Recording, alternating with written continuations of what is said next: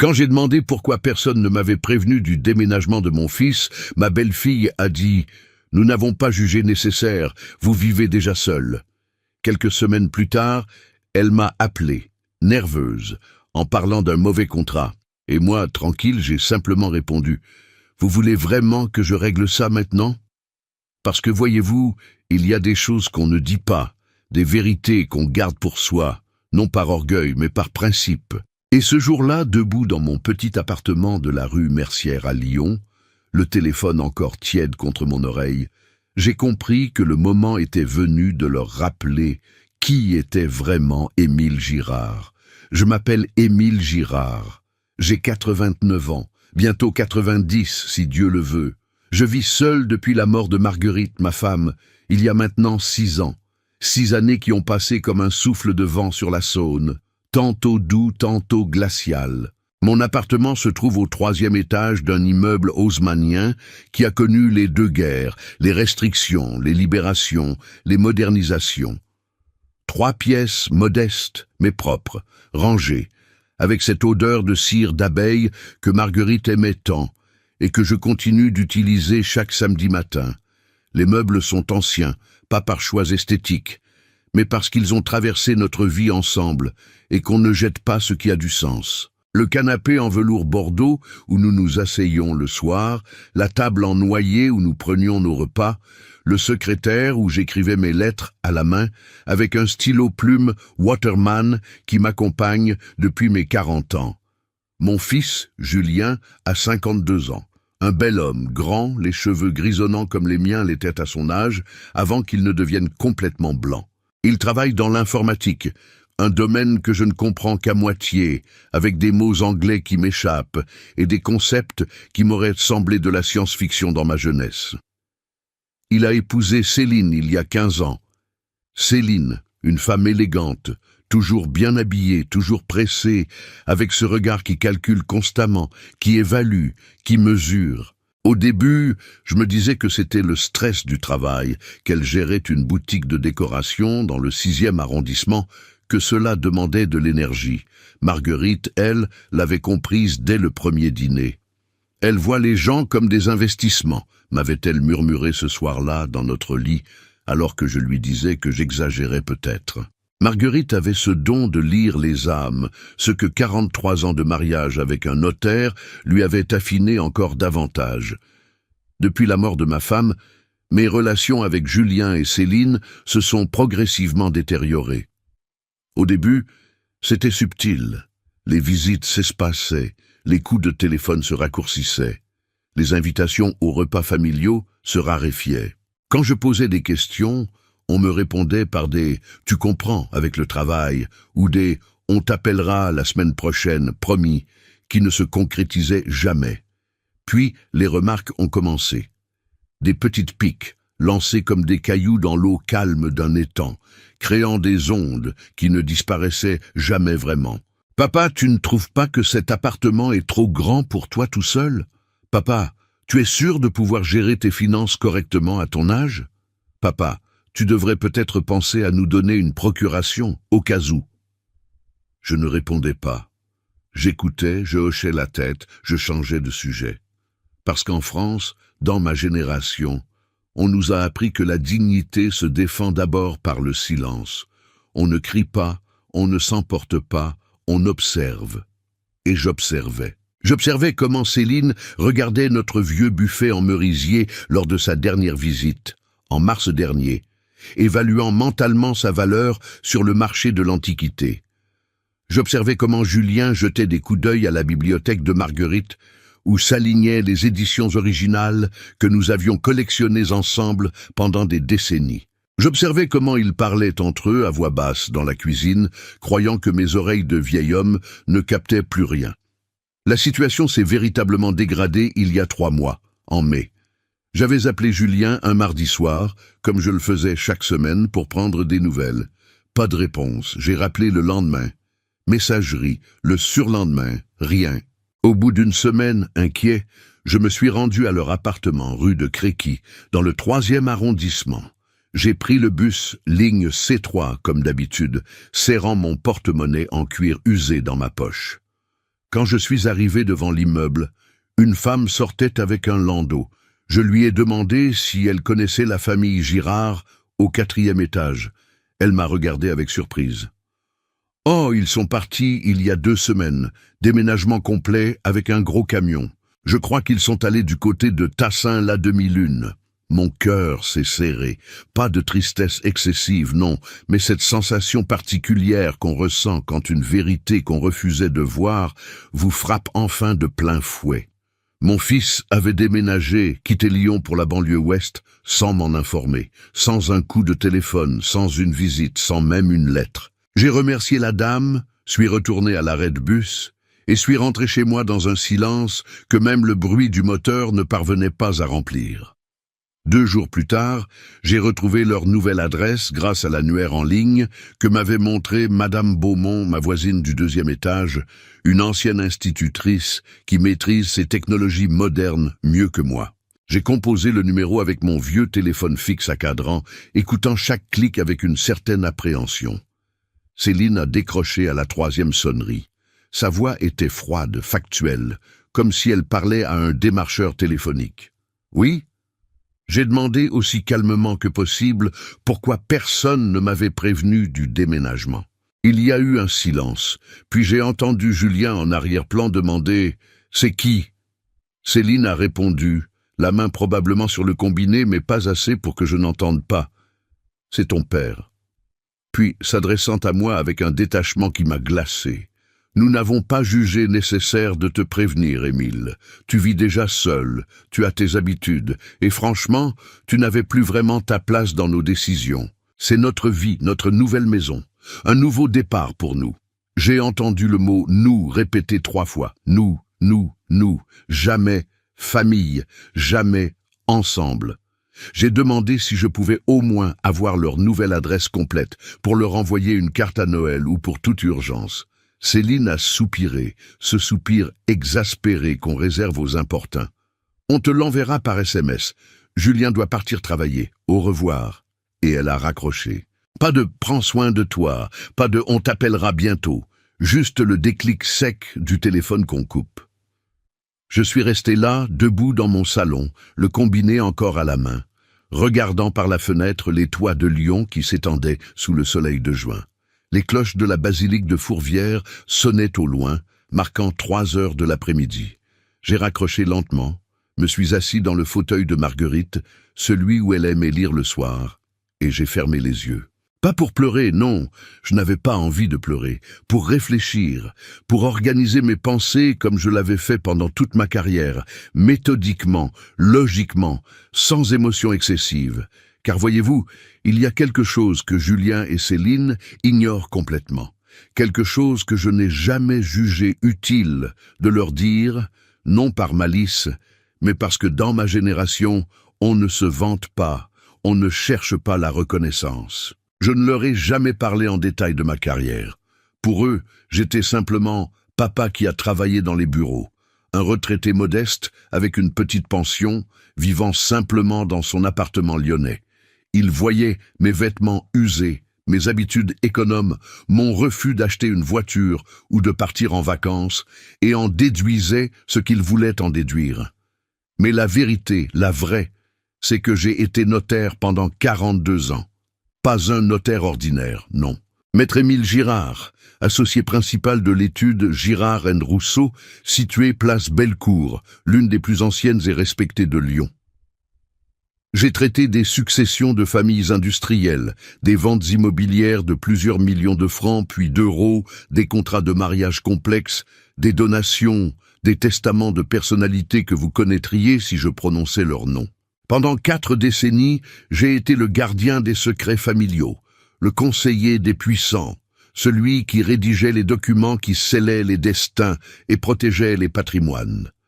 J'ai appris à lire entre les lignes, à détecter les mensonges, à identifier les manipulateurs, les profiteurs, ceux qui voyaient leurs parents vieillissants comme des obstacles plutôt que comme des êtres humains. J'ai vu des fils déshériter leur père, des filles piller les comptes de leur mère, des conjoints falsifier des signatures. J'ai empêché certains de ces drames, j'en ai documenté d'autres pour que justice soit faite. Et à chaque fois, je me disais, Pas ma famille, pas Julien. Je l'ai élevé dans les valeurs, le respect, l'honnêteté. Marguerite, elle, était moins optimiste. On ne sait jamais vraiment ce que l'argent révèle chez les gens, me répétait-elle souvent. Quand j'ai pris ma retraite, à 67 ans, j'avais accumulé un patrimoine confortable. Pas une fortune ostentatoire, mais suffisamment pour vivre dignement jusqu'à mes derniers jours et laisser quelque chose à Julien. Des placements prudents, des obligations d'État, quelques actions dans des entreprises solides et surtout 3 biens immobiliers. Notre appartement de la rue Mercière, un studio que nous louions près de la gare Pardieu et une petite maison de famille à Pérouges. Ce village médiéval magnifique dans l'Ain, au total, un patrimoine estimé à environ 1,2 million d'euros en 2018 quand Marguerite est décédée. Aujourd'hui, avec la hausse de l'immobilier lyonnais, probablement plus près de 1,5 million. Mais j'ai choisi de ne rien dire à Julien, de vivre modestement avec ma pension de retraite de 2400 € par mois, de continuer à prendre le bus, à acheter mes vêtements aux Halles de Lyon, à faire mes courses au marché de la Croix-Rousse. Pourquoi? Pour voir, pour observer, pour appliquer ce que j'avais appris en 42 ans de notariat. La vraie nature des gens ne se révèle que face à l'argent, ou face à son absence supposée. Je voulais savoir si mon fils m'aimait pour ce que j'étais, ou pour ce qu'il pensait pouvoir hériter. Pendant les 2 semaines qui ont suivi ce coup de téléphone glacial, j'ai continué ma routine. Café au bar de Monsieur Pradel à 8 heures, lecture du Progrès, promenade le long des quais du Rhône quand le temps le permettait, déjeuner chez moi, sieste, lecture, dîner léger, puis l'écriture de mes lettres. J'écris encore à la main, avec mon Waterman et de l'encre bleue Pélicane, à d'anciens collègues, à des amis d'enfance éparpillés dans toute la France, à ma sœur Lucienne qui vit dans le Var. L'écriture manuscrite a cette vertu de ralentir la pensée, de forcer à la réflexion avant chaque mot. C'est pendant cette période que j'ai reçu le SMS avec leur nouvelle adresse. 47 chemin des Érables, Tassin-la-Demi-Lune. Une adresse qui m'a immédiatement intrigué. Le chemin des Érables, je le connaissais vaguement. Un quartier résidentiel, avec de grandes maisons individuelles, des jardins. Le genre d'endroit où les propriétés valent facilement entre 500 000 et 800 000 €. Je me suis demandé comment Julien, avec son salaire d'ingénieur informatique certes correct, mais pas extraordinaire, et Céline, avec sa boutique qui marchait moyennement d'après ce que Marguerite avait observé lors de ses dernières visites, avaient pu s'offrir une telle maison. Ma curiosité professionnelle, celle qui ne m'a jamais quitté même à la retraite, s'est réveillée. J'ai demandé à Madame Beaumont de m'aider à faire une recherche sur Internet. En quelques clics, elle a trouvé l'annonce de vente de la maison. Une belle propriété de 180 mètres carrés avec 4 chambres, un jardin de 400 mètres carrés, garage double, vendu en avril pour 680 000 €. Le prix était public, affiché sur le site d'une agence immobilière de la région. Je me suis assis, calculant mentalement. Avec un apport de 20%, soit 136 000 €, et un crédit sur 25 ans, les mensualités devaient tourner autour de 2 500 €. Possible, mais serré pour leurs revenus combinés. Puis, 3 semaines après le déménagement, un mardi matin pluvieux de juin où Lyon était noyé sous une pluie fine et persistante, mon téléphone a sonné. Numéro inconnu. J'ai décroché avec méfiance, m'attendant à un démarcheur. C'était Céline. Sa voix était différente, tendue, presque nerveuse, un changement radical par rapport à la froideur de notre dernière conversation. « Émile ? C'est Céline. Il faut qu'on te parle. C'est urgent. Tu peux passer cet après-midi ?» J'ai regardé par la fenêtre la pluie qui tombait sur les pavés de la rue Mercière. « Je peux. Qu'est-ce qui se passe ?» Elle a hésité. « On préfère t'expliquer en personne. Viens vers 15 heures. Tu as l'adresse. » J'ai pris le bus ligne 3, puis le C20, changeant à Bellecour, tenant mon parapluie noir fermement contre le vent. Le trajet a duré 45 minutes. Quand je suis arrivé au chemin des Érables, j'ai été impressionné malgré moi. De belles propriétés s'alignaient, avec leurs haies bien taillées, leurs portails électriques, leurs voitures allemandes garées dans les allées.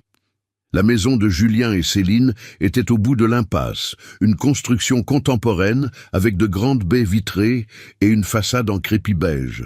Le jardin était encore en friche. Visiblement, il n'avait pas eu le temps de s'en occuper. Céline m'a ouvert avant même que je sonne. Elle portait un pantalon noir et un chemisier blanc, ses cheveux attachés en queue de cheval serrée, des cernes sous les yeux. « Entre, Émile !» Pas de bise, pas de sourire.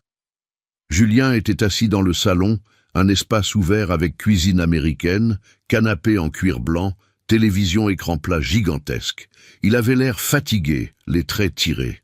« Bonjour, papa », a-t-il dit d'une voix morne. Je me suis assis dans le fauteuil qu'il m'indiquait, posant mon parapluie contre le mur. Céline a pris la parole sans préambule. « On a un problème, un gros problème. » Elle s'est assise à côté de Julien, leur corps formant un bloc uni face à moi. « Tu te souviens quand on t'a dit qu'on avait acheté cette maison ?» J'ai hoché la tête. « Eh bien, on a fait une erreur, une grosse erreur de contrat. » Julien a pris le relais, se penchant en avant, les coudes sur les genoux. « On a signé trop vite, papa. On était pressés. On voulait cette maison avant que quelqu'un d'autre la prenne. Le notaire nous a expliqué plein de clauses, mais on n'a pas tout compris. On a signé. » Céline a sorti une liasse de documents d'un dossier posé sur la table basse. Il y avait une clause de garantie décennale que le vendeur n'a pas respectée, des travaux de toiture qui ont été faits il y a 8 ans, mais sans déclaration, sans factures officielles. Et maintenant, il y a des infiltrations d'eau dans les combles. Le toit entier est à refaire. 45 000 € de travaux, et notre assurance ne couvre pas parce que la clause n'était pas respectée dans l'acte de vente. Julien a ajouté, la voix tremblante, « On a contacté le vendeur, il refuse de payer quoi que ce soit. Il dit que c'est notre problème, qu'on aurait dû faire vérifier avant de signer. » J'ai écouté en silence, mes mains posées sur mes genoux, observant leur visage anxieux. Céline a continué. « On a consulté un avocat la semaine dernière. Il dit qu'on peut attaquer le vendeur, mais ça va coûter cher en frais de justice, et l'issue est incertaine. On n'a pas 45 000 €, Émile. Notre budget est déjà serré avec les mensualités du crédit. On a vidé notre épargne pour l'apport. On est coincé. » Puis elle a dit la phrase, celle qui m'a fait comprendre pourquoi j'étais vraiment là. « Tu as travaillé dans les contrats toute ta vie, non ? Tu pourrais regarder notre acte de vente ? Peut-être qu'il y a quelque chose qu'on a raté, une faille juridique, n'importe quoi qui pourrait nous aider ?» J'ai regardé Julien qui évitait mon regard. « Julien, tu m'as dit que je travaillais dans les bureaux, je crois. Vous pensez vraiment que je peux vous aider ?» Céline a fait un geste impatient de la main. « Peu importe ce que tu faisais exactement. Tu as de l'expérience avec les papiers, non ? S'il te plaît, Émile. On est ta famille. C'est urgent. Si vous aimez les histoires où la vérité finit toujours par éclater, laissez votre like maintenant et inscrivez-vous sur la chaîne Histoire de Père, parce que ce qui va suivre va vous montrer pourquoi on ne doit jamais sous-estimer les personnes âgées. Dites-moi dans les commentaires, avez-vous déjà été sous-estimé par votre propre famille ? De quelle ville nous regardez-vous ? Allez, on continue cette histoire qui va vous surprendre. J'ai tendu la main pour prendre les documents. Céline me les a donnés avec un soulagement visible. J'ai commencé à lire, lentement, méthodiquement, tournant chaque page avec soin. L'acte de vente faisait 23 pages, rédigé par Maître Fontaine, un notaire de Tassin que je ne connaissais pas personnellement, mais dont j'avais entendu parler comme quelqu'un de compétent. Pendant que je lisais, Céline s'est levée pour faire du café. Julien fixait son téléphone, pianotant nerveusement.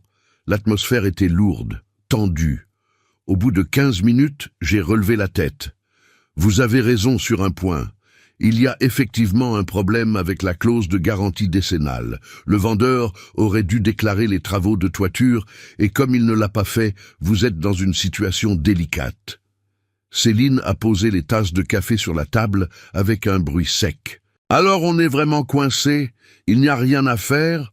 J'ai bu une gorgée de café, un arabica trop fort à mon goût, et j'ai posé la tasse. Je n'ai pas dit ça. Il y a effectivement une possibilité juridique. Leurs visages se sont illuminés instantanément. Julien s'est redressé. Vraiment ? Laquelle ? J'ai replié les documents soigneusement, les remettant dans leur ordre original. Vous pourriez attaquer le vendeur pour vice caché. La clause de garantie décennale non respectée constitue un vice caché grave, qui affecte l'usage de la propriété. Avec un bon avocat spécialisé en immobilier, vous avez environ 70% de chances de gagner. Le tribunal pourrait contraindre le vendeur à assumer les frais de réparation ou au minimum à vous dédommager partiellement. Céline a pris mon bras avec empressement. « Tu peux nous aider à monter le dossier? Tu connais des avocats? Tu peux nous introduire auprès d'eux ?» Je l'ai regardé longuement. Cette femme qui, 3 semaines plus tôt, m'avait dit que je n'avais plus ma place dans leurs décisions, que ma vie ne les concernait plus, me demandait maintenant mon aide comme si de rien n'était. J'ai retiré doucement mon bras. Je pourrais, oui, je connais plusieurs avocats excellents à Lyon qui traitent ce genre d'affaires. Julien s'est penché vers moi. « Alors, tu vas le faire? Tu vas nous aider, papa ?» J'ai pris une autre gorgée de café, laissant le silence s'installer, sentant le poids de leurs attentes. Puis j'ai dit, très calmement, très posément, « Vous voulez vraiment que je règle ça maintenant ?» Ma voix était neutre, sans colère, sans reproche, juste une question factuelle. Mais il y avait quelque chose dans mon ton qui a fait comprendre à Julien que ce n'était pas une simple question rhétorique. Céline n'a rien remarqué. « Bien sûr qu'on veut que tu nous aides maintenant. C'est urgent, Émile, on te l'a dit.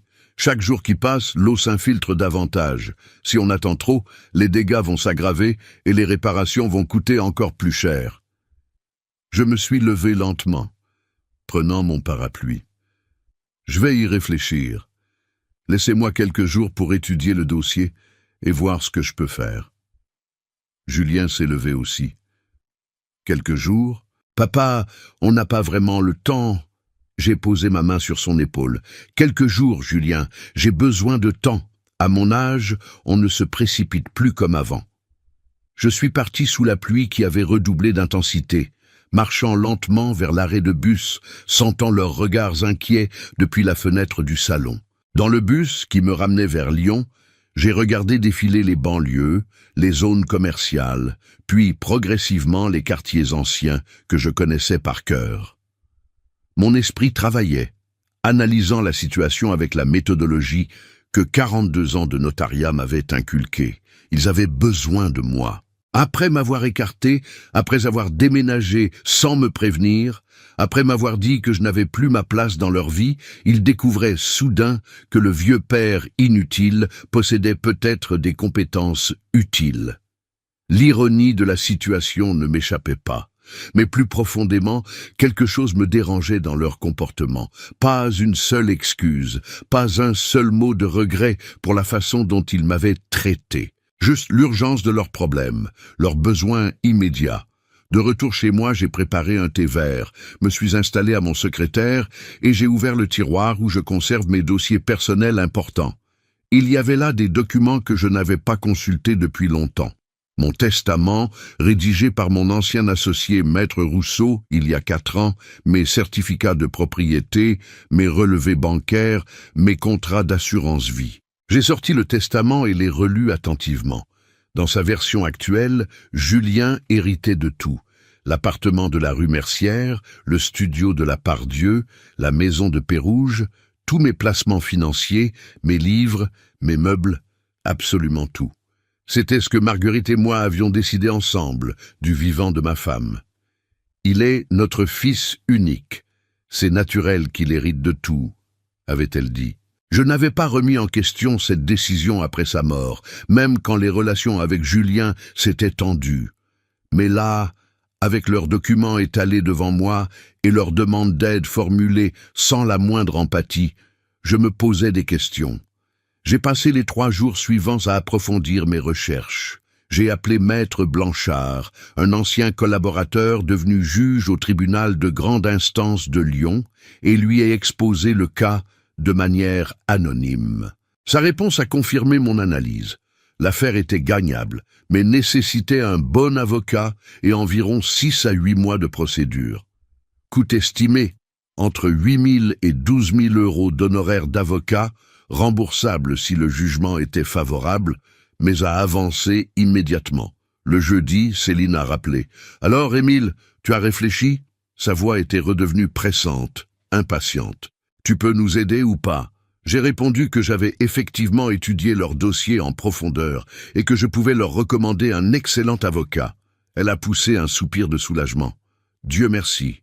Donne-nous son nom et son numéro. » J'ai marqué une pause. « Avant cela, j'aimerais qu'on discute tous les trois calmement. Vous pourriez venir déjeuner chez moi dimanche ?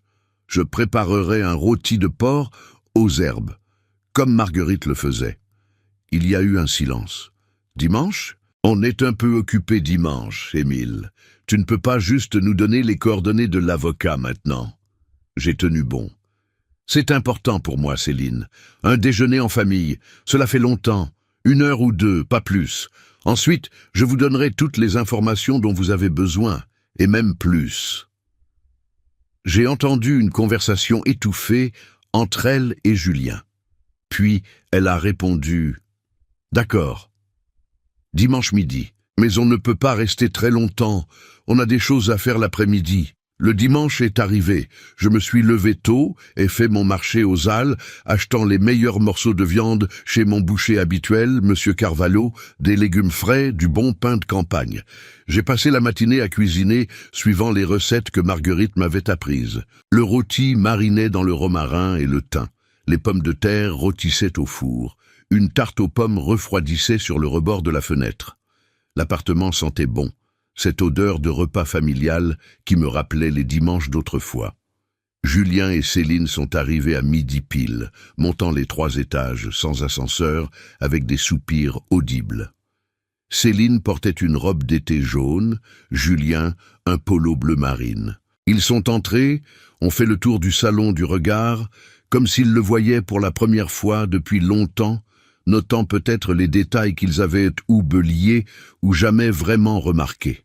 Le vieux tapis persan hérité de mes parents, les gravures encadrées représentant des vues de Lyon au XIXe siècle, la collection de livres reliés en cuir qui tapissait le mur entier du fond. « Ça sent bon », a dit Julien, et c'était probablement la phrase la plus chaleureuse qu'il m'ait adressée depuis des mois.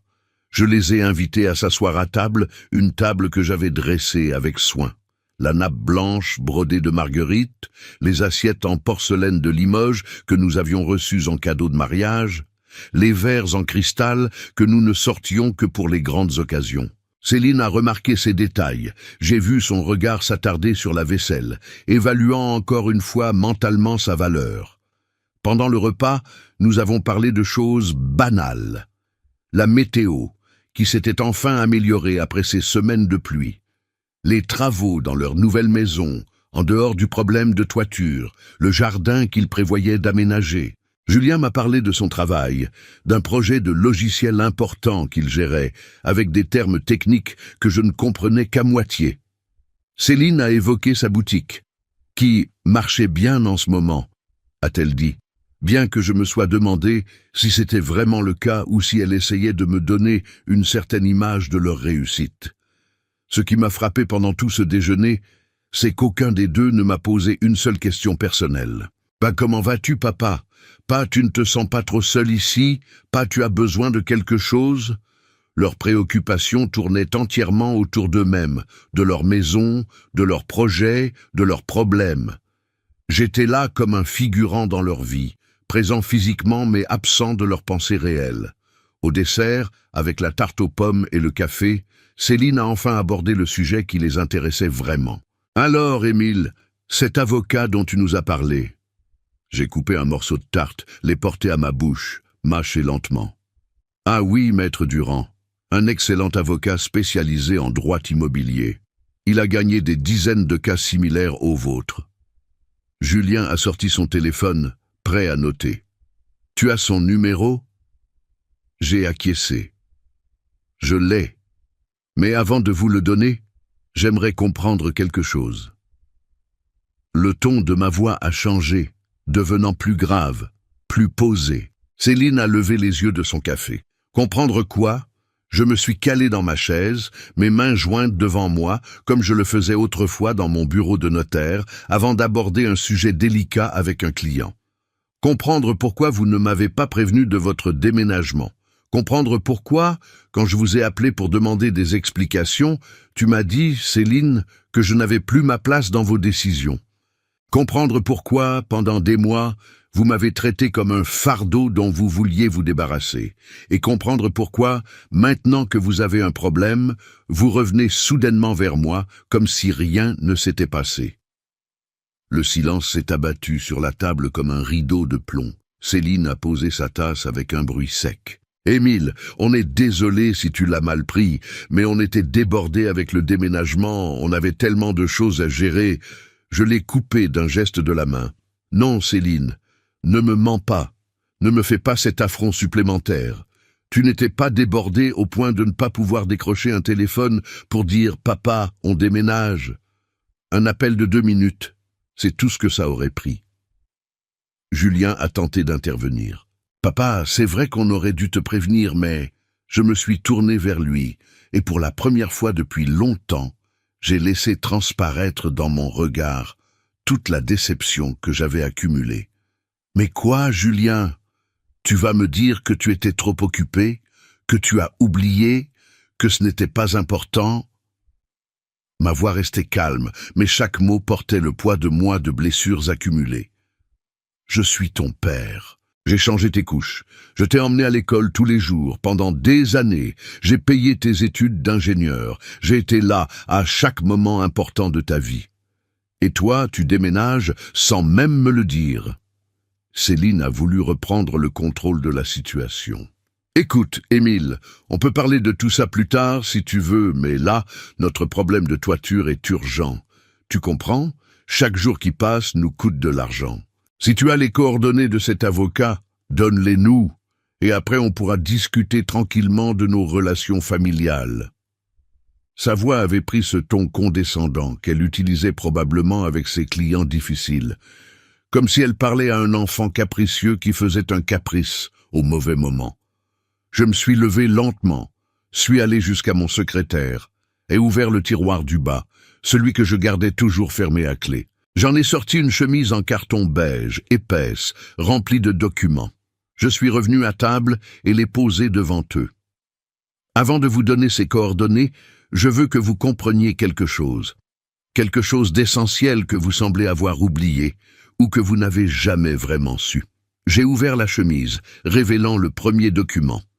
Mon diplôme de notaire, datant de 1963, délivré par l'Université de Lyon. Julien a regardé le document avec confusion. « C'est quoi ?»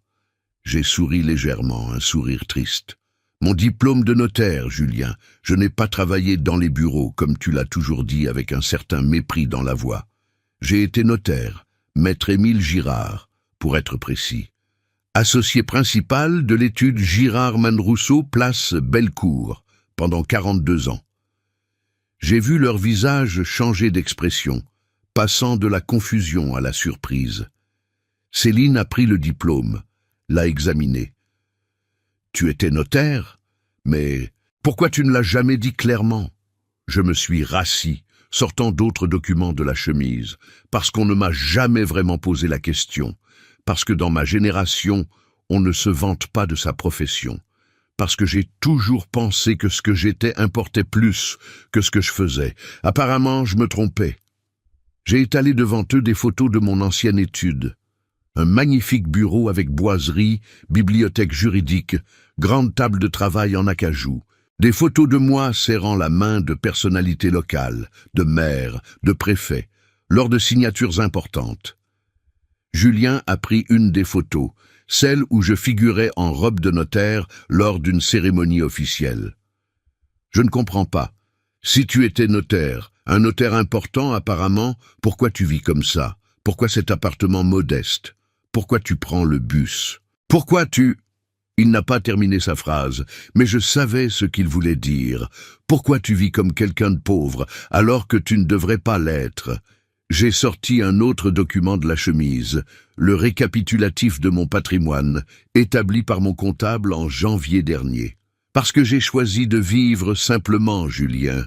Parce que j'ai été élevé pendant la guerre, dans la privation, et que j'ai appris la valeur de l'économie, de la modestie, du respect de ce qu'on possède, et aussi…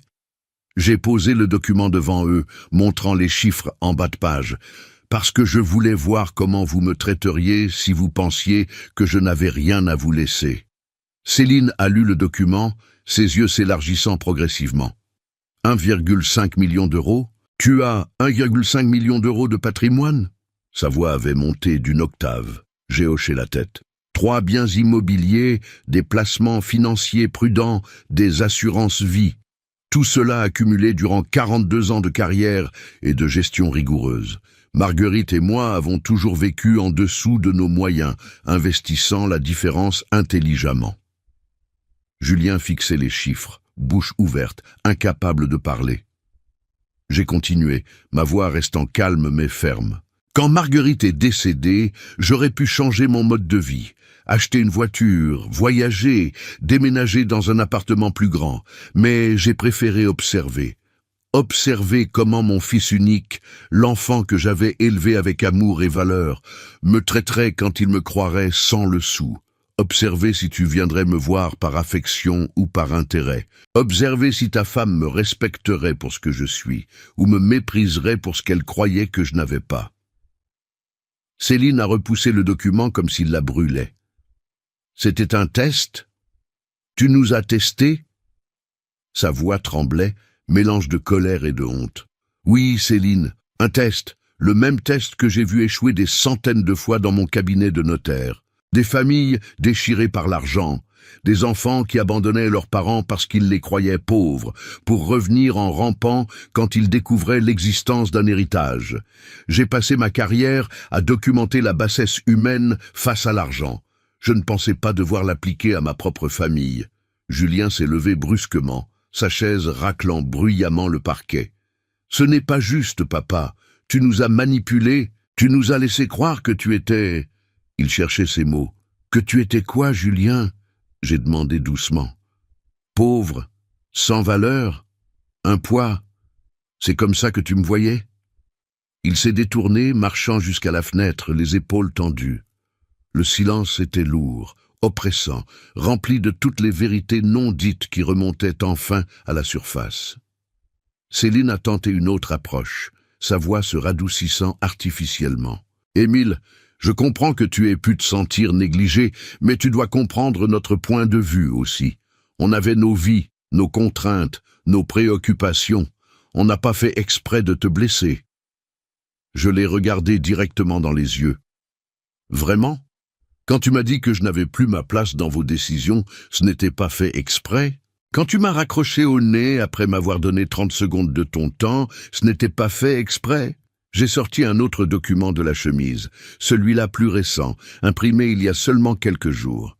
Vous savez ce que c'est? Ils ont secoué la tête. C'est une estimation détaillée des frais que votre affaire de toiture va générer.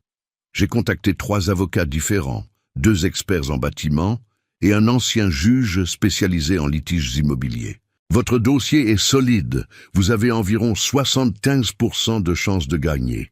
Mais le processus va prendre entre 8 et 10 mois, coûter environ 10 000 euros d'honoraires à avancer, plus 3 000 euros d'expertise. Si vous gagnez, le vendeur devra rembourser tout cela plus les 45 000 euros de travaux. Si vous perdez, vous aurez dépensé 13 000 euros pour rien et devrez quand même payer les travaux. Julien est revenu vers la table. « Tu as fait tout ça? Ces recherches ?»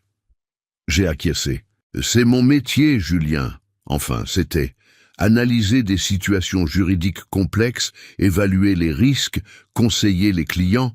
42 ans d'expérience ne disparaissent pas avec la retraite. J'ai sorti 3 cartes de visite. Voici les coordonnées de 3 excellents avocats en droit immobilier. Le premier, Maître Durand, est le plus agressif. Il va attaquer fort et vite. Le deuxième, Maître Legrand, préfère la négociation et pourrait obtenir un arrangement à l'amiable. Le troisième, Maître Petit, est une femme brillante, très méticuleuse, qui monte des dossiers inattaquables. À vous de choisir selon votre tempérament. Céline a tendu la main vers les cartes de visite, mais j'ai posé ma main dessus avant qu'elle ne les prenne. Attendez, il y a encore quelque chose que vous devez savoir. J'ai sorti le dernier document de la chemise, mon testament. Ceci est mon testament actuel, rédigé en 2021, un an après la mort de Marguerite. Dans ce testament, Julien, tu hérites de tout, absolument tout. 1,5 million d'euros de patrimoine, tous mes biens, mes livres, mes souvenirs, même ce stylo Waterman qui m'a accompagné pendant 50 ans. Julien s'est rassis lentement. Papa, qu'est-ce que tu es en train de dire? J'ai ouvert le testament à la page des dispositions principales. Je dis que j'ai rendez-vous mercredi prochain avec Maître Rousseau, mon ancien associé, pour modifier ce testament. Parce que ce test dont nous parlions, vous l'avez échoué, magistralement échoué. Ma voix tremblait légèrement maintenant, la première vraie émotion que je laissais transparaître. Pendant 6 ans depuis la mort de Marguerite, j'ai espéré que vous viendriez me voir par affection, pas par obligation, que vous m'appelleriez pour prendre de mes nouvelles, pas pour me demander des services, que vous m'incluriez dans votre vie, pas que vous me toléreriez en périphérie. Céline était devenue très pâle. « Tu vas le déshériter? C'est ça que tu es en train de dire ?» J'ai secoué la tête. « Non, Céline, je ne vais pas déshériter Julien complètement. Ce serait méchant et disproportionné, et je ne suis pas un homme méchant, mais je vais modifier substantiellement mon testament. Le studio de la Part-Dieu, qui vaut environ 180 000 euros, ira à l'association Les Petits Frères des Pauvres, qui s'occupe des personnes âgées isolées. La maison de Pérouge, estimée à 320 000 euros, ira à ma sœur Lucienne et ses enfants. Mes placements financiers, environ 400 000 euros, seront répartis entre plusieurs œuvres caritatives que Marguerite et moi soutenions. Julien a fait un calcul mental rapide. Il te resterait quoi alors? 600 000 euros? L'appartement ici? J'ai acquiescé. Exactement. Cet appartement qui vaut environ 450 000 euros et quelques économies. Encore largement de quoi vivre confortablement, n'est-ce pas? Mais pas les 1,5 million que tu espérais probablement. Le mot « espérait » a résonné dans le silence, chargé de tout ce qu'il impliquait. Julien s'est effondré sur sa chaise, tête entre les mains. « Je ne peux pas croire que tu fasses ça. C'est de la manipulation, papa. De la manipulation pure et simple. » J'ai senti une colère froide monter en moi, une colère que je n'avais pas ressentie depuis très longtemps. De la manipulation, vraiment? Et vous, quand vous avez déménagé sans me prévenir, quand vous m'avez dit que je n'avais plus ma place dans votre vie, quand vous êtes revenu vers moi uniquement parce que vous aviez besoin de mes compétences professionnelles, ce n'était pas de la manipulation, ça. Céline a essayé une dernière tactique. Émile, tu es en colère, c'est compréhensible, mais tu ne peux pas prendre une décision aussi importante sous le coup de l'émotion. Réfléchis encore. Pense à tes petits-enfants futurs, à la continuité familiale, à... Je l'ai coupé. Quels petits-enfants, Céline? Vous n'en avez pas. Et vu comment vous me traitez, moi qui suis votre propre sang, j'ose à peine imaginer comment vous traiteriez des enfants qui dépendraient de vous. Je me suis levé, suis allé chercher une enveloppe Kraft dans mon secrétaire et l'ai posée sur la table. Dans cette enveloppe, il y a tout ce dont vous avez besoin pour votre affaire de toiture. Les noms des 3 avocats, leurs coordonnées complètes, un résumé détaillé de votre situation juridique que j'ai rédigé et qui vous fera économiser au moins 3 heures de consultation facturée à 300 € de l'heure, les noms de 2 experts en bâtiments fiables pour l'expertise et même une liste de questions à poser aux vendeurs lors de la confrontation. C'est mon dernier cadeau pour vous, non pas parce que vous le méritez, mais parce que je suis votre père, et qu'un père ne laisse pas tomber son enfant, même quand cet enfant l'a laissé tomber.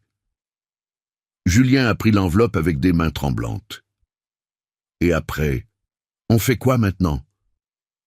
J'ai marché vers la porte d'entrée, l'ouvrant en grand. Maintenant, vous partez, vous rentrez chez vous, vous réglez votre problème de toiture avec les informations que je vous ai données, et vous réfléchissez. Vous réfléchissez à ce qu'est vraiment une famille, à ce que signifie le respect, à la différence entre aimer quelqu'un et le tolérer par obligation sociale. Céline s'est levée brusquement, son visage déformé par la colère. « Tu nous jettes dehors? Après nous avoir fait venir ici?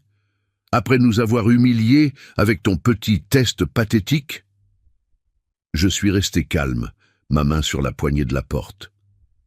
Je ne vous jette pas dehors, Céline. Je vous libère de l'obligation de faire semblant. Vous avez clairement établi que je n'avais plus ma place dans votre vie. Je respecte ce choix, et maintenant, je fais le mien. Julien s'est approché de moi, et pour un instant, j'ai vu dans ses yeux quelque chose qui ressemblait à du regret authentique. Papa, je suis désolé pour tout, pour le déménagement, pour ne pas avoir appelé, pour... Sa voix s'est brisée. J'ai posé ma main sur son épaule, la même main qui l'avait tenu bébé, qui l'avait accompagné à son premier jour d'école, qui avait applaudi à sa remise de diplôme. Je sais, Julien, une partie de moi sait que tu es désolé, mais les excuses sans changement de comportement ne sont que des manipulations. Montre-moi que tu es désolé, pas avec des mots, mais avec des actes. Si dans 6 mois, 1 an, tu veux reconstruire quelque chose, une vraie relation père-fils basée sur le respect mutuel et l'affection sincère, ma porte sera ouverte. Mais ce sera à toi de faire le premier pas. Ils sont partis sans rien ajouter, descendant les escaliers dans un silence lourd.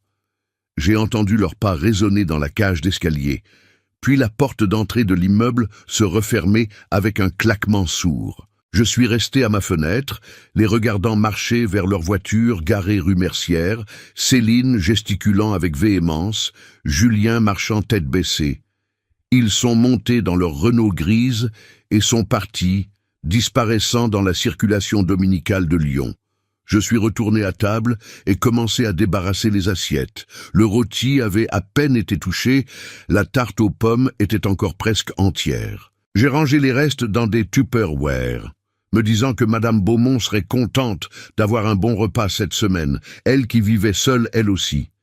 J'ai lavé la vaisselle en porcelaine avec soin, chaque assiette, chaque verre, les replaçant dans le buffet où ils avaient toujours été rangés. Puis je me suis assis dans le fauteuil de Marguerite avec une tasse de tilleul, regardant le soleil de l'après-midi filtrer à travers les rideaux en dentelle. Les jours qui ont suivi ont été étrangement paisibles. J'ai repris ma routine habituelle, mais avec une légèreté nouvelle, comme si un poids invisible s'était enlevé de mes épaules.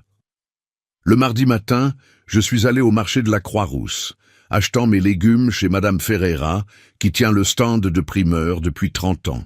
Elle m'a demandé comment allait mon fils, comme elle le faisait chaque fois. Pour la première fois, j'ai répondu honnêtement « Nous traversons une période difficile, mais c'est la vie, n'est-ce pas ?» Elle a hoché la tête avec compréhension, cette compréhension que seules les personnes âgées qui ont vécu beaucoup possèdent. Le mercredi, comme promis, j'avais rendez-vous avec Maître Rousseau dans son cabinet de la rue de la République. Pierre Rousseau avait été mon associé pendant 23 ans avant de reprendre seul l'étude quand j'avais pris ma retraite. Un homme de 65 ans maintenant, élégant, méticuleux, avec cette rigueur que notre profession exige. Son assistante m'a fait entrer dans son bureau, une pièce que je connaissais par cœur, où nous avions passé des milliers d'heures ensemble, à rédiger des actes, à conseiller des clients, à résoudre des situations familiales complexes. « Émile, mon ami, » a-t-il dit en se levant pour me serrer la main chaleureusement. « Tu m'as intrigué au téléphone, tu veux modifier ton testament ?» Nous nous sommes assis de part et d'autre de son bureau en acajou. Je lui ai raconté toute l'histoire, depuis le déménagement non annoncé jusqu'au déjeuner du dimanche, sans omettre aucun détail. Pierre m'écoutait avec cette attention professionnelle que je reconnaissais si bien, hochant la tête de temps en temps, prenant quelques notes sur son bloc-notes en cuir. Quand j'ai terminé, il a retiré ses lunettes, les a nettoyées lentement avec son mouchoir en tissu, geste qu'il faisait toujours quand il réfléchissait profondément. Tu sais, Émile, en 40 ans de carrière, j'ai vu exactement ce genre de situation des centaines de fois. Des enfants qui négligent leurs parents, qui reviennent uniquement quand ils ont besoin de quelque chose ou quand ils pensent à l'héritage. C'est devenu tristement banal. Il a remis ses lunettes. Mais je dois te poser la question que je pose toujours à mes clients dans cette situation. Es-tu absolument certain de vouloir faire ces modifications ? Parce qu'une fois le testament modifié, si Julien découvre son existence après ta mort, cela créera une blessure définitive. Il ne pourra jamais réparer la relation avec toi puisque tu ne seras plus là. J'ai réfléchi à sa question, regardant par la fenêtre les passants sur la rue de la République, cette artère commerçante toujours animée. Pierre, pendant 6 ans j'ai attendu. J'ai donné à Julien toutes les chances de me montrer qu'il m'aimait pour moi-même, pas pour ce que je possédais. Il a échoué à chaque occasion.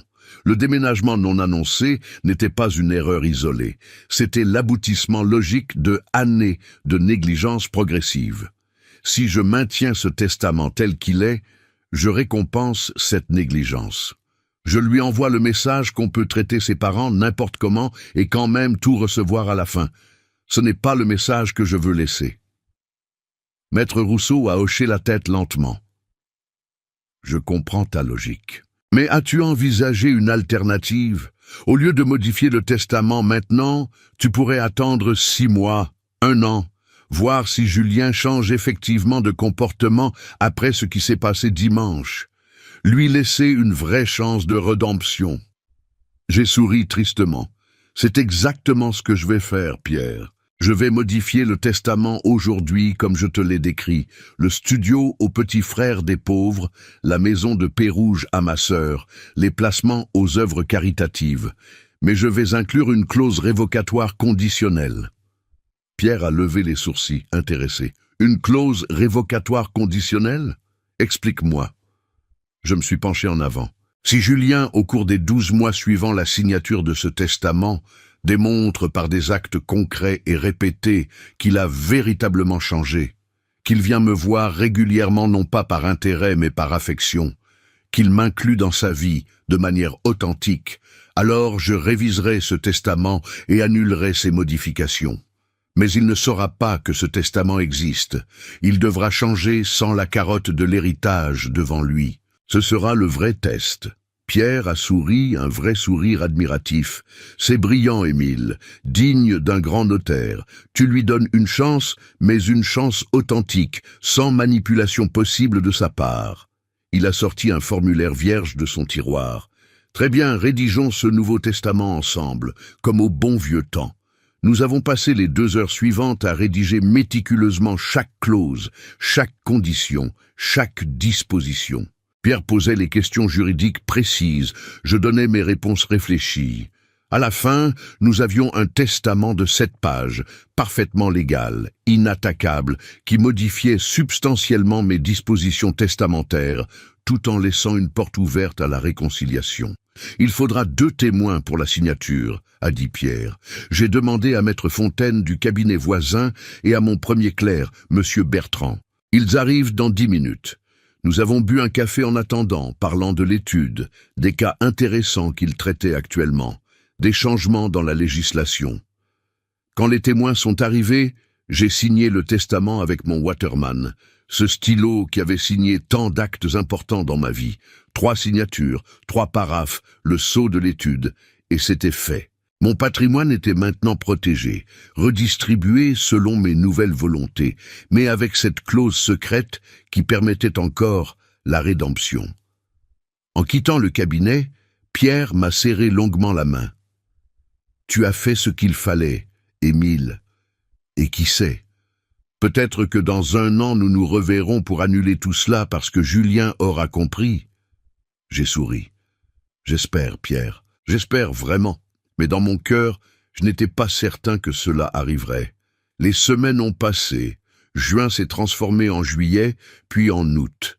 Lyon s'est vidé de ses habitants partis en vacances, laissant la ville aux touristes et aux personnes âgées comme moi qui préféraient la tranquillité de l'été urbain. Je continuais ma vie simple, mes promenades matinales, mes lectures l'après-midi, mes lettres manuscrites le soir. Madame Beaumont et moi avions pris l'habitude de dîner ensemble le jeudi soir, partageant nos repas et nos souvenirs, 2 vieilles personnes qui se tenaient de compagnie sans prétention. Julien n'a pas appelé. Pas une seule fois en 2 mois. Je me demandais s'ils avaient résolu leurs problèmes de toiture avec les informations que je leur avais données, s'ils avaient contacté un des avocats que je leur avais recommandé. Une partie de moi était curieuse. Une autre partie ne voulait pas savoir. J'avais fait mon devoir de père en leur donnant les outils pour se sortir de leur situation, le reste leur appartenait. Puis, fin août, un événement inattendu s'est produit. J'étais au marché de la Croix-Rousse, comme tous les mardis matins, choisissant des tomates chez Madame Ferreira, quand j'ai entendu une voix familière derrière moi. « Monsieur Girard, Maître Girard, c'est bien vous ?»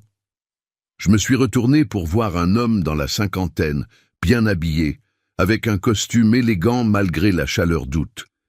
Il m'a fallu quelques secondes pour le reconnaître. Thomas Marchand, un ancien client dont j'avais géré la succession complexe de son père il y a une quinzaine d'années. Monsieur Marchand, quelle surprise! Nous avons échangé une poignée de mains chaleureuse. Il avait vieilli naturellement, mais son sourire était le même, franc et direct. Je vous cherchais justement, maître. Enfin, pas physiquement, mais j'avais l'intention de vous contacter. Vous avez quelques minutes? Je vous offre un café? J'ai accepté, intrigué. Nous sommes allés au Café des Fédérations, un établissement typiquement lyonnais rue du Major Martin, et nous sommes installés en terrasse malgré la chaleur. « Voilà », a commencé Thomas après que le serveur nous ait apporté nos cafés. « Je suis maintenant président de l'association Solidarité Senior Lyon, une organisation qui aide les personnes âgées en difficulté ou isolées. Nous organisons des activités, des sorties, nous aidons pour les démarches administratives, nous combattons l'isolement et nous cherchons actuellement des bénévoles qualifiés pour notre service de conseil juridique gratuit. Beaucoup de personnes âgées se font arnaquer, ont des problèmes de succession, de tutelle, de contrats abusifs. Quand j'ai pensé à qui pourrait nous aider, votre nom m'est immédiatement venu à l'esprit. J'ai bu une gorgée de café, surpris et touché. « Vous voulez que je devienne bénévole pour votre association ?» Thomas a hoché la tête avec enthousiasme. « Exactement. Vous avez l'expertise, l'expérience. Et si je me souviens bien de notre collaboration, vous avez aussi l'humanité nécessaire pour ce genre de travail. Ce serait quelques heures par semaine, selon votre disponibilité, dans nos locaux près de la gare de Perrache. Vous rencontreriez des personnes qui ont besoin de conseils, vous les aideriez à comprendre leurs droits, à se protéger des abus. Vous seriez parfait pour ça. Je dois avouer que l'idée m'a immédiatement séduit. Depuis ma retraite, malgré mes routines rassurantes, il me manquait parfois le sentiment d'utilité, de servir à quelque chose d'important. Aider mon propre fils s'était révélé décevant, mais aider des inconnus qui en avaient vraiment besoin, des personnes dans ma situation, ou pire, cela avait du sens. « Quand pourrais-je commencer ?» ai-je demandé. Le visage de Thomas s'est illuminé. « Vraiment? Vous acceptez? C'est merveilleux. Vous pourriez commencer dès la semaine prochaine si vous voulez. Je vous ferai visiter nos locaux. Vous présenterez à l'équipe et on établira un planning qui vous convient. Et c'est ainsi que début septembre, j'ai commencé une nouvelle phase de ma vie. Chaque mercredi et vendredi après-midi, je me rendais aux locaux de Solidarité Senior Lyon, une grande salle aménagée avec des espaces de consultation privés, une bibliothèque juridique que j'avais moi-même aidé à constituer en donnant plusieurs de mes ouvrages, et une salle commune où les bénéficiaires pouvaient se rencontrer autour d'un café. J'avais mon propre petit bureau, modeste mais fonctionnel, avec une plaque temporaire sur la porte. Maître Émile Girard, conseil juridique. Les personnes que je recevais venaient avec toutes sortes de problèmes. Madame Dubois, 82 ans, dont le neveu essayait de lui faire signer une procuration pour vider son compte en banque. Monsieur Arnaud, 75 ans, victime d'un contrat d'abonnement téléphonique abusif dont il ne parvenait pas à se dégager. Madame Petit, 68 ans, en conflit avec ses enfants qui voulaient la placer en maison de retraite contre son gré pour vendre son appartement. Chaque cas résonnait avec ma propre expérience récente.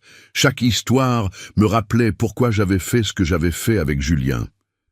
Je découvrais que j'étais encore utile, encore capable, encore respecté. Les personnes que je conseillais me regardaient avec gratitude, avec reconnaissance, avec ce respect authentique que Julien ne m'avait plus montré depuis des années.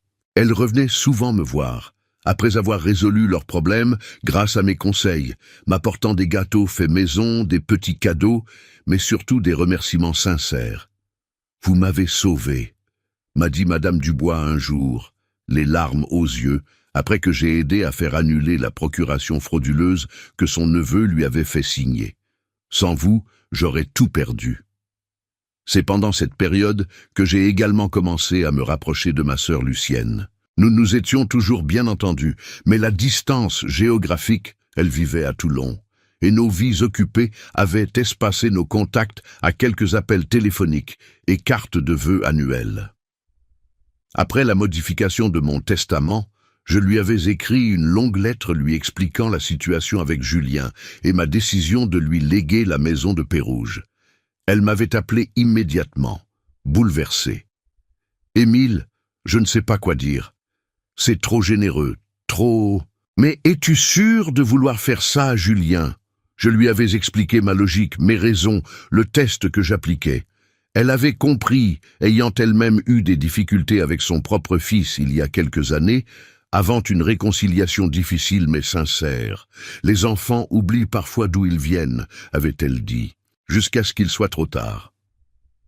Nous avions commencé à nous appeler chaque dimanche soir, des conversations d'1 heure ou 2 où nous partagions nos vies, nos souvenirs d'enfance, nos réflexions sur le vieillissement et la famille. Septembre est passé, puis octobre. Les feuilles sur les quais du Rhône prenaient leurs couleurs automnales, ce spectacle magnifique que Lyon offre chaque année. J'avais maintenant 79 ans, révolu, mon 90e anniversaire approchant en décembre. Ma santé restait bonne, quelques douleurs articulaires le matin, une fatigue plus rapide qu'avant, mais rien de grave. Mon médecin, le docteur Lemoine qui me suivait depuis 20 ans, était satisfait de mes analyses lors de mon check-up annuel.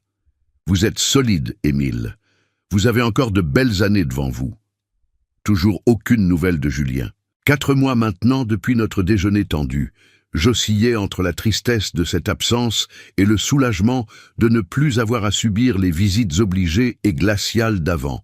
Ma vie était plus simple, plus authentique. Je voyais Madame Beaumont régulièrement, mes collègues bénévoles de l'association, les personnes que je conseillais, Thomas Marchand, avec qui j'avais développé une vraie amitié. J'avais une vie sociale plus riche maintenant qu'avant, paradoxalement, alors que mon fils m'avait exclu de la sienne. C'est fin octobre, un jeudi après-midi pluvieux, que mon téléphone a sonné. Numéro inconnu. J'ai décroché avec ma méfiance habituelle. « Monsieur Girard », une voix masculine que je ne reconnaissais pas. « Oui, c'est moi. »« Bonjour, je suis Maître Durand, avocat en droit immobilier. Je vous appelle au sujet de votre fils, Julien Girard, et de sa femme Céline. Ils m'ont dit que c'est vous qui leur avez recommandé mon cabinet pour leur affaire de toiture. » Mon cœur a fait un petit bond. « Oui, c'est exact. Ils ont contacté vos services finalement. » Maître Durand a ri légèrement. « Oui, en juillet. Nous avons monté un dossier solide grâce aux informations très détaillées que vous aviez préparées pour eux. Franchement, j'ai rarement vu une analyse préliminaire aussi complète. Vous auriez fait un excellent avocat. » J'ai souri malgré moi. « Merci. Alors, comment s'est passée l'affaire ? C'est justement pour cela que je vous appelle. Nous avons obtenu un arrangement à l'amiable il y a 2 semaines. Le vendeur, face à la solidité de notre dossier et aux preuves que nous avions, a accepté de payer 40 000 € sur les 45 000 de travaux nécessaires, plus nos honoraires d'avocat. C'est une excellente issue. Votre fils et votre belle-fille sont très satisfaits. Mais voilà, quand je leur ai présenté ma facture finale, qui incluait mes honoraires pour l'arrangement, ils m'ont dit qu'ils avaient des difficultés financières et m'ont demandé si je pouvais... Il a hésité. Si je pouvais vous contacter pour voir si vous accepteriez de couvrir leurs frais d'avocat. Le silence s'est installé sur la ligne. Je sentais la colère monter en moi, cette colère froide et profonde que j'avais contenue pendant des mois. « Laissez-moi bien comprendre, Maître Durand. Le vendeur a accepté de payer vos honoraires dans le cadre de l'arrangement, n'est-ce pas ? » « Si, exactement. Donc, vos honoraires sont couverts par l'argent du vendeur, pas par mon fils? C'est exact, mais il y a eu des frais supplémentaires, des expertises complémentaires, des déplacements, environ 2800 € qui restent à leur charge. Je me suis calé dans mon fauteuil. Maître Durand, je vais être très clair avec vous. Je ne paierai pas un centime de ces frais. Mon fils et sa femme sont des adultes, avec des revenus confortables, qui ont fait le choix d'acheter une maison à 680 000 €. Ils peuvent assumer 2800 € de frais. De plus, je leur ai déjà fourni gratuitement une analyse juridique qui vous a vous-même fait économiser plusieurs heures de travail, ce qui représente une valeur de plusieurs milliers d'euros. Il ne manque pas de ressources, maître, il manque de volonté de les utiliser correctement. Maître Durand a toussé, embarrassé. Je comprends, monsieur Girard. Je dois avouer que j'étais réticent à faire cet appel, mais ils ont insisté. Je vais leur dire que vous avez refusé. Non, j'ai dit fermement. Dites-leur exactement ce que je vous ai dit, mot pour mot, qu'ils comprennent bien que je suis au courant de leur manœuvre et que je n'y donnerai pas suite. Après avoir raccroché, je suis resté longtemps immobile, regardant la pluie couler sur les vitres. Donc, 4 mois après notre confrontation. La première fois que Julien pense à moi, c'est pour essayer de me faire payer ses factures. Pas pour s'excuser, pas pour reconstruire notre relation, juste pour obtenir de l'argent. Le test continuait, et il continuait à échouer. Novembre est arrivé, apportant avec lui les premiers froids de l'hiver lyonnais, ce froid humide qui s'infiltre dans les os. J'ai continué mes activités à l'association, mes promenades quand le temps le permettait, mes soirées lecture et lettres manuscrites. Pour mon anniversaire approchant en décembre, Lucienne m'a proposé de venir passer une semaine chez elle à Toulon. Tu verras la mer, tu rencontreras mes petits-enfants, on passera du bon temps ensemble. Et puis franchement, Émile, Lyon en décembre, c'est sinistre. Viens profiter du soleil du sud. J'ai accepté avec joie. Cela faisait des années que je n'avais pas quitté Lyon pour plus de quelques jours. Le 10 décembre, j'ai pris le train pour Toulon, ma petite valise contenant l'essentiel, mon Waterman dans ma poche de veste. Lucienne m'attendait à la gare. Elle avait 73 ans maintenant, toujours dynamique, avec ce sourire chaleureux qui me rappelait notre mère. Sa maison à la Seine-sur-Mer donnait sur la mer, une vue magnifique que je pouvais contempler depuis la chambre d'amis qu'elle m'avait préparée. La semaine a été merveilleuse. Nous avons parlé pendant des heures, revisitant notre enfance à Lyon pendant la guerre, nos parents, nos choix de vie différents. Elle m'a présenté ses 3 petits-enfants, des jeunes gens respectueux et affectueux qui m'ont appelé grand-oncle Émile et ont écouté avec intérêt mes histoires de Lyon d'autrefois. Nous avons marché le long du port, mangé des oursins frais au marché, visité le fort de Balaguier. C'était une vie différente, plus lumineuse, moins solitaire. Un soir, alors que nous dînions sur sa terrasse couverte malgré le froid, emmitouflée dans des couvertures, Lucienne m'a posé la question que j'attendais. « Des nouvelles de Julien ?» J'ai secoué la tête. À part demander à son avocat de me faire payer ses factures? Non, aucune. Elle a soupiré. Tu sais, mon Jean aussi a eu sa période difficile. Il m'a presque pas parlé pendant 2 ans. Après son divorce, il me rendait responsable de je ne sais quoi. Ça a été terrible. Mais un jour, il est revenu, il a pleuré, on a parlé vraiment. Et depuis, on a reconstruit quelque chose de solide. Peut-être que Julien aura ce déclic aussi. J'ai regardé les lumières du port scintiller dans la nuit. Peut-être. Ou peut-être pas. Et je commence à me faire à cette idée, Lucienne, que mon fils ne sera peut-être jamais l'homme que j'espérais qu'il devienne, que notre relation restera cassée jusqu'à ma mort. C'est triste, bien sûr, mais c'est aussi libérateur d'une certaine façon. Je n'attends plus rien, donc je ne peux plus être déçu. Elle a posé sa main sur la mienne. Tu n'es pas seul, Émile. Tu as moi, tu as mes enfants et petits-enfants qui t'adorent déjà, tu as tes amis à Lyon, ton travail à l'association. Tu as une vie riche et pleine de sens.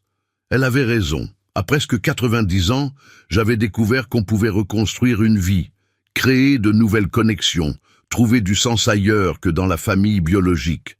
C'était une leçon précieuse, même si elle était venue tard. Je suis rentré à Lyon le 18 décembre, bronzé par le soleil méditerranéen, reposé, ragaillardi. Mon 90e anniversaire tombait le 22 décembre. J'avais décidé de ne pas en faire une grande affaire, juste un dîner simple avec Madame Beaumont et Thomas Marchand que j'avais invités. Le 21 au soir, j'étais en train de préparer le repas du lendemain quand mon téléphone a sonné.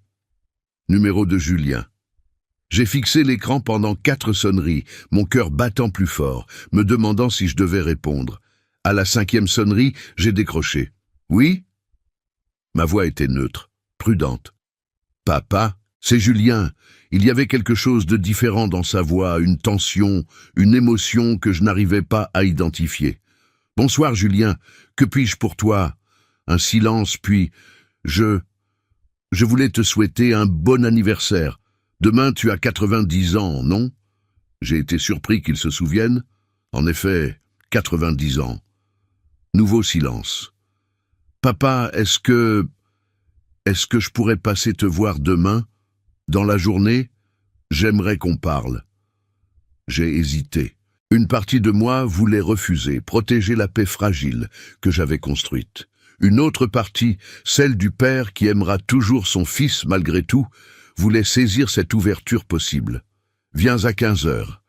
J'ai des invités pour le dîner, mais l'après-midi, je suis libre. » Le lendemain, jour de mon 90e anniversaire, je me suis réveillé avec une appréhension inhabituelle. J'ai suivi ma routine matinale, mais avec une distraction constante, mon esprit anticipant la visite de Julien. À 15 heures précises, la sonnette a retenti. J'ai ouvert la porte. Julien se tenait là, seul, sans Céline.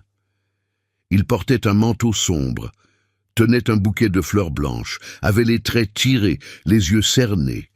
Il paraissait avoir vieilli de 10 ans en 5 mois. « Bonjour papa, joyeux anniversaire !» Il m'a tendu les fleurs, des lys blancs, les fleurs préférées de Marguerite. Je les ai prises, me suis écarté pour le laisser entrer. Il a monté les escaliers lentement, comme un condamné marchant vers son jugement. Dans l'appartement, il s'est assis dans le canapé, j'ai pris mon fauteuil habituel, j'ai posé les fleurs sur la table basse entre nous. « Tu es venu seul », j'ai constaté. Il a hoché la tête.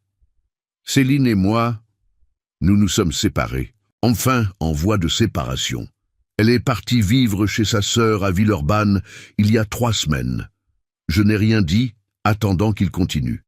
Il a pris une grande inspiration. Après ton déjeuner en juin, notre relation s'est détériorée. Les problèmes étaient déjà là depuis longtemps, mais cette histoire de toiture, et surtout ta réaction quand nous t'avons demandé de l'aide, ça a été le révélateur. On s'est disputé. Beaucoup. Elle me reprochait d'avoir un père inutile et pauvre qui ne voulait même pas nous aider financièrement. Je lui ai dit que tu n'étais pas pauvre du tout, que tu avais juste choisi de ne pas nous aider parce qu'on t'avait maltraité. Il s'est frotté le visage avec ses mains. Elle ne comprenait pas, ou plutôt elle comprenait trop bien. Elle s'est rendue compte que tu avais de l'argent, mais que tu ne nous en donnerais pas, et ça l'a rendue folle. Elle a commencé à me dire que je devais me réconcilier avec toi, pas parce que c'était la bonne chose à faire, mais pour que tu changes ton testament. Que je devais jouer le jeu du fils repentant pour récupérer l'héritage. Ses yeux se sont remplis de larmes, et j'ai réalisé à ce moment-là que pendant toutes ces années, Céline ne s'était jamais vraiment souciée de toi, que pour elle, tu n'étais qu'un porte-monnaie potentiel, et que d'une certaine façon, j'avais laissé cette vision détériorer notre relation. J'ai écouté en silence, sans expression. Il a continué, les mots sortant maintenant plus rapidement, comme s'il avait besoin de tout dire avant de perdre courage. J'ai passé ces 5 derniers mois à réfléchir, papa, vraiment réfléchir, à qui j'étais devenu, à comment j'avais traité mon propre père. Je me souvenais de quand j'étais petit, comment tu me lisais des histoires tous les soirs, comment tu m'emmenais visiter les Traboules de Lyon le dimanche, comment tu m'as aidé avec mes devoirs de mathématiques pendant des heures. Comment maman et toi avez payé mes études sans jamais me faire sentir que c'était un fardeau. Et j'ai réalisé que je t'avais rendu tout ça par de l'indifférence, puis par du mépris, puis par de la négligence. Il s'est levé, a marché jusqu'à la fenêtre, regardant la rue Mercière en contrebas. Quand Maître Durand m'a rapporté ce que tu lui as dit au téléphone, j'ai eu honte, une honte profonde, parce qu'il avait raison, tu avais raison. J'essayais encore de t'utiliser et de prendre sans jamais donner. Même après notre confrontation de juin, je n'avais pas compris. Il s'est retourné vers moi. Je suis venu aujourd'hui non pas pour te demander de me pardonner, parce que je ne suis pas sûr de mériter le pardon. Je suis venu pour te dire que j'ai compris, que tu avais raison de faire ce test, que j'ai échoué lamentablement et que je vais devoir vivre avec ça toute ma vie. Sa voix s'est brisée complètement maintenant. Je suis venu te dire que tu es un homme remarquable, que tu as été un père exceptionnel et que je ne le mérite pas. Et je suis venu te dire que si tu veux bien, pas maintenant, peut-être pas avant longtemps, mais un jour, j'aimerais essayer de reconstruire quelque chose avec toi. Pas pour l'argent, pas pour l'héritage, mais parce que tu es mon père et que je t'aime, même si je l'ai très mal montré. Je suis resté silencieux pendant un long moment, laissant ces paroles résonner dans l'appartement. À 90 ans, j'avais appris que les mots sont faciles, que c'est dans les actes que se révèle la vérité. Mais j'avais aussi appris qu'il faut parfois savoir donner une chance à la rédemption, que refuser systématiquement le pardon mène à l'amertume et au regret. Assieds-toi, Julien. Il s'est rassis, essuyant ses larmes du revers de sa main. Tu as raison sur plusieurs points. Tu as mal agi. Tu m'as blessé profondément, et oui, tu as échoué au test que je t'ai imposé. Mais tu as aussi raison quand tu dis que tu as compris. Je le vois dans tes yeux, je l'entends dans ta voix. Ce n'est pas le même homme qui est venu me voir en juin pour obtenir de l'aide sans remords. J'ai marqué une pause, mais comprendre n'est que la première étape, Julien. Ce qui compte maintenant, c'est ce que tu vas faire de cette compréhension. Il a hoché la tête avec véhémence. « Je sais, papa, je sais que je dois te prouver que j'ai changé. Pas avec des mots, mais avec des actes. Je suis prêt à le faire. Peu importe le temps que ça prendra. » Je me suis levé, suis allé chercher 2 verres et une bouteille de cognac. Un Rémy Martin XO que je gardais pour les occasions spéciales. J'ai versé 2 mesures, lui en étendu une.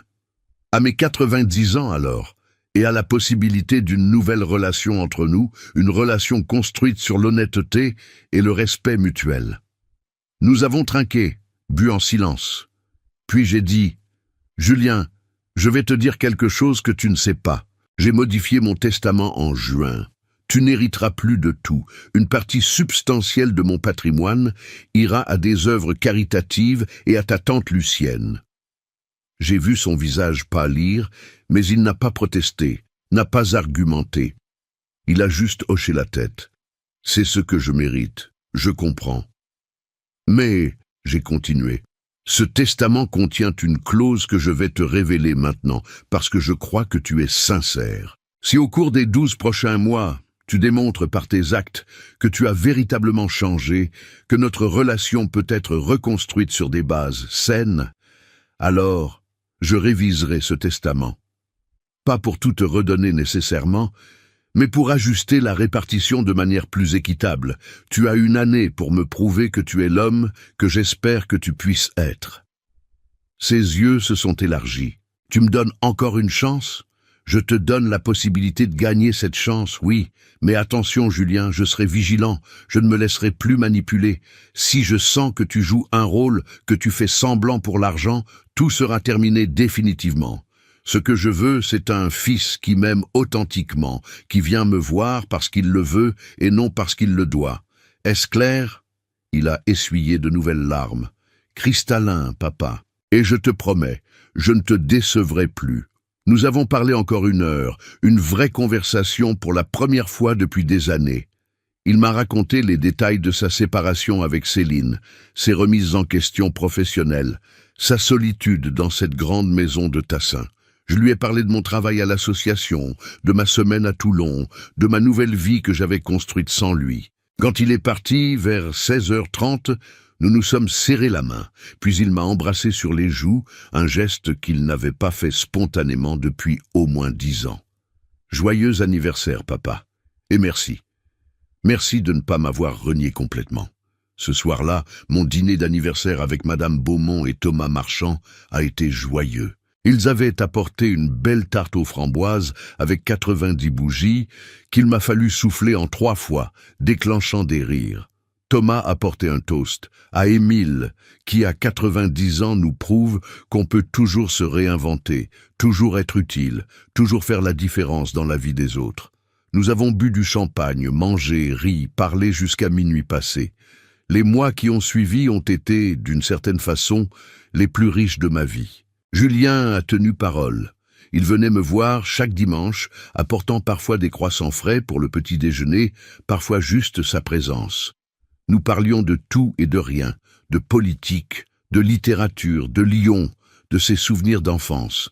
Il m'a accompagné à l'association plusieurs fois, rencontrant les personnes que j'aidais, comprenant enfin véritablement ce que signifiait être utile aux autres sans attendre de retour.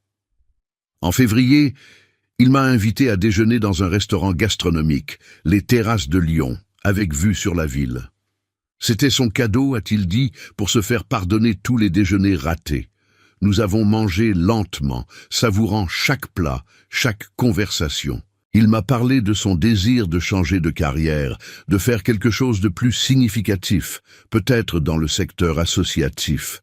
Je l'ai écouté, conseillé, encouragé, retrouvant ce rôle de père que j'avais cru perdu. En mars, il m'a emmené à Pérouge, notre maison de famille que je n'avais pas visitée depuis la mort de Marguerite. Nous avons marché dans les ruelles médiévales, mangé une galette au sucre chez la mère Bourgeois, nous sommes assis dans le jardin de la maison, contemplant les collines de lin qui s'étendaient devant nous. Cet endroit est magique, a-t-il dit. J'avais oublié combien j'aimais venir ici quand j'étais enfant. Je lui ai raconté des histoires de ses vacances d'été là-bas, de ses jeux dans le jardin, de ses explorations du village. Il écoutait avec une nostalgie douce, retrouvant des souvenirs enfouis.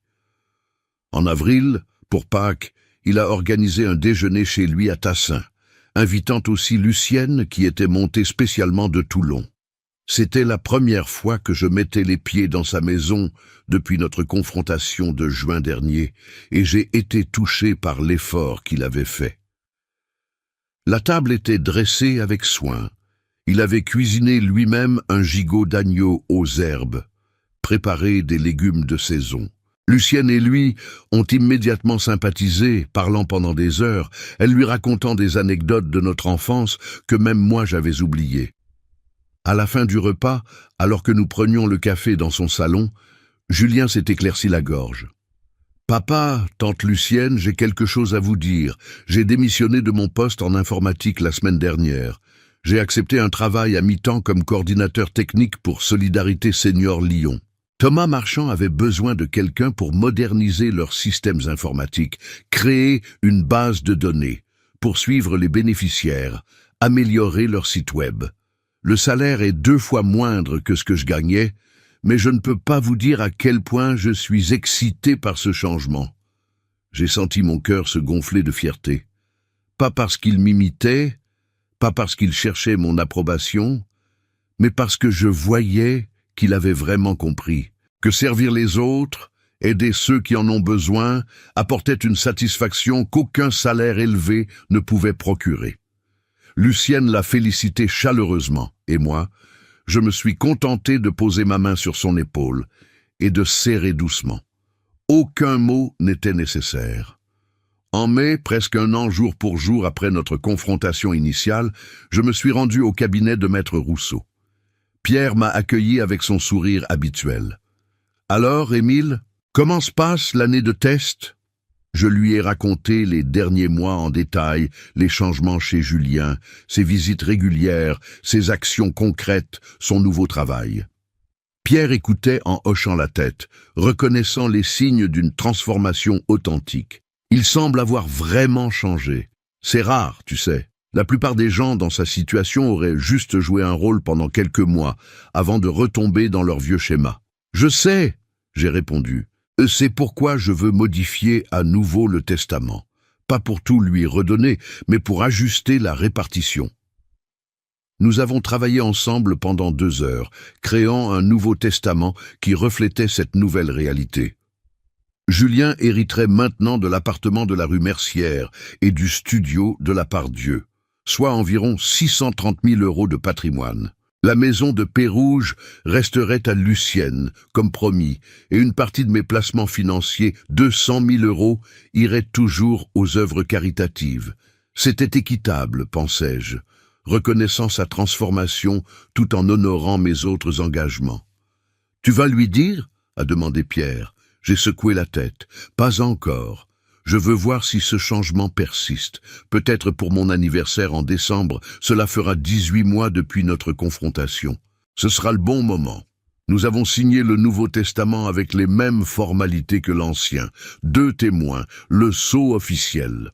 En quittant le cabinet, je me sentais en paix, comme si j'avais bouclé une boucle importante.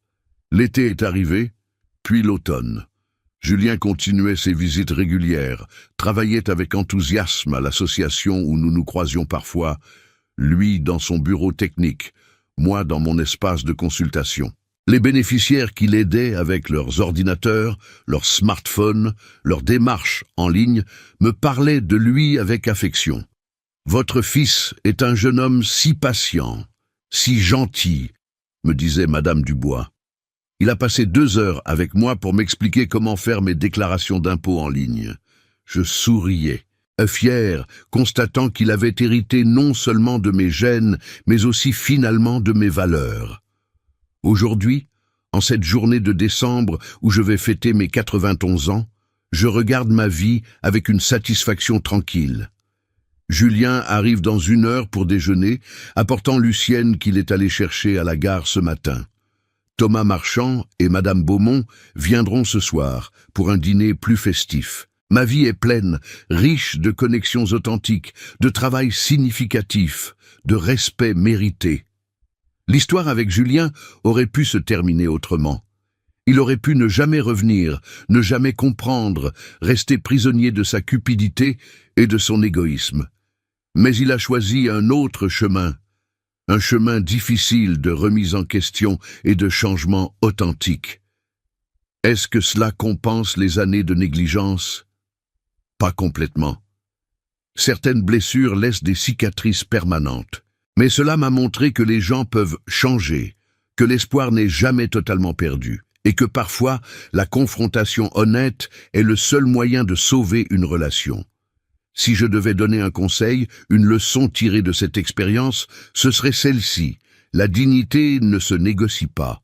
Peu importe votre âge, votre situation financière apparente, votre dépendance supposée, vous méritez le respect. Et si vos propres enfants, votre propre famille, ne peuvent vous donner ce respect, alors il est de votre responsabilité de l'exiger, même si cela signifie créer une distance douloureuse.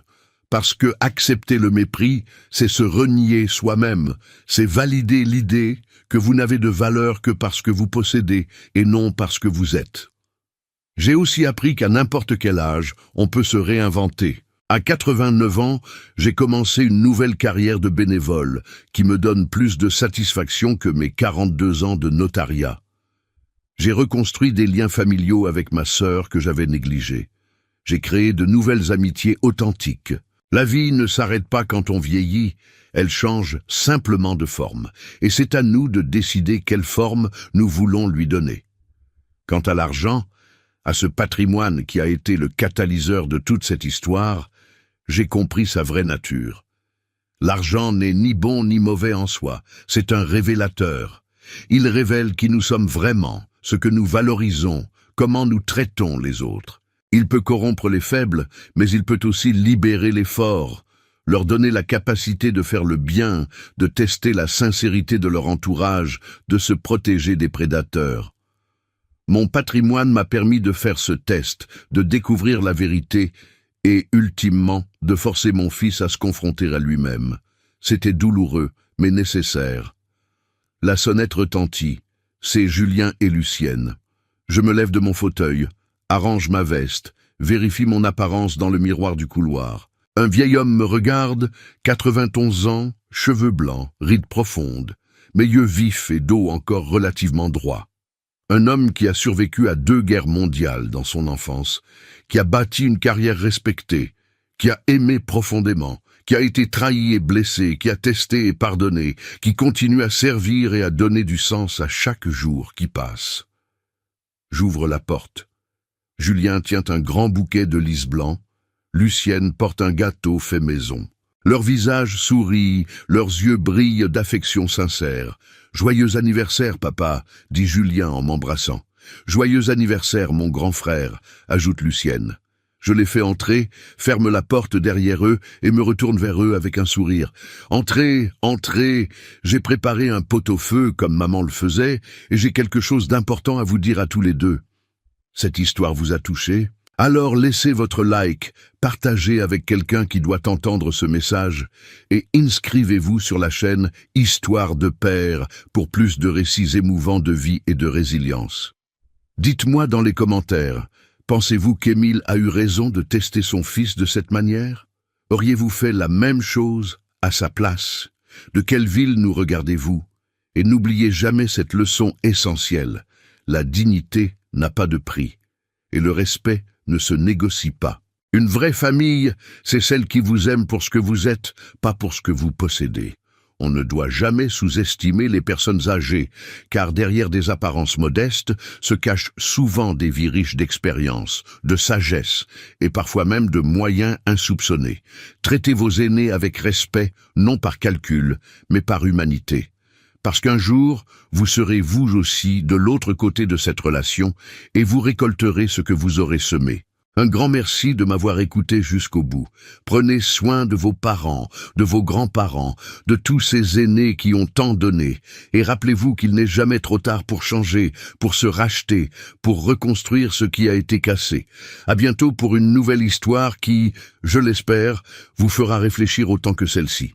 Portez-vous bien et que le respect guide toujours vos relations familiales. I shouldn't have gone in there. There's a dead dog. What? Dead dog? I don't want to go back there. I want to know where this dead dog is. What the fuck? No. I have not seen a dog in this game. Where's it at?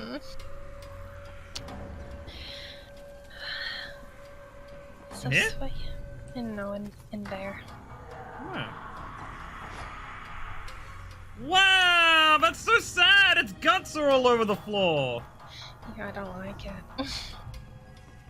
Wow, that's like the first dog you see in this game, though. That's even more fucked up.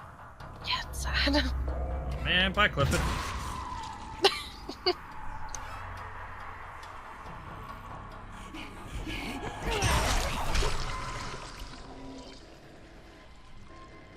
Wait, how do I have repairs for this weapon, but not the other one? What?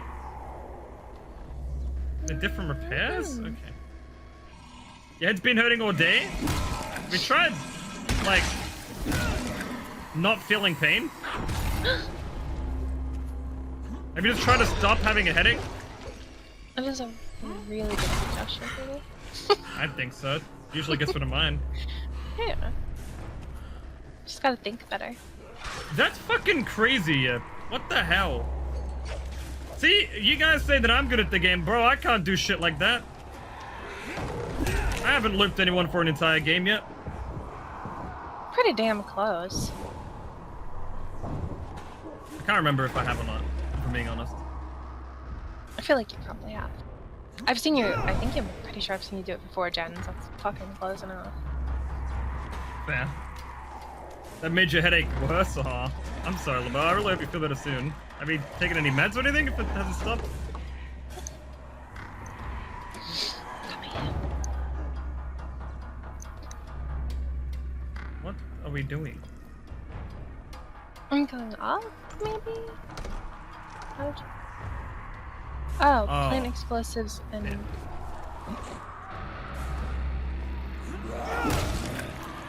Oh my god, that's disgusting. What? I hear a child. Holy shit! I hear a child.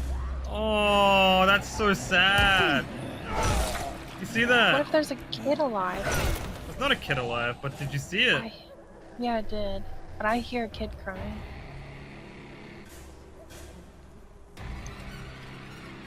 fucking I think there's a sad. kid here, baby. I think we have to save someone. What? There's a kid in here. There's a kid in here. Is that a child crying? Okay, I didn't want that. Oh my god, I didn't remember that! Alright, I've changed my Bro, why wasn't there zombie children in the second game? Why? That's What so is this? cool. That's disgusting. That's cool, but and I realistic. hate it. Realistic. It is realistic, but I hate it. Oh my god, that's crazy. I didn't remember that being a thing.